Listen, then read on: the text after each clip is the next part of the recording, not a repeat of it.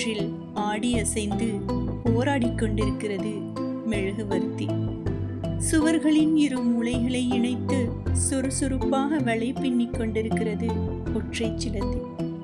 சிந்தியிருந்த உணவுப் பருக்கைகளை சுமந்து சென்று கொண்டிருக்கின்றன எறும்புகள்.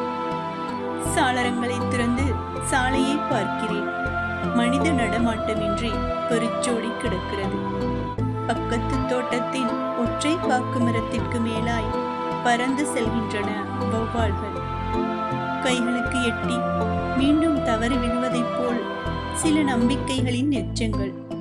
பிரார்த்தனைகள் மட்டுமே எதிர்பார்ப்புகளாய் மீண்டும் மெழுகுவர்த்தியை பார்க்கிறேன்.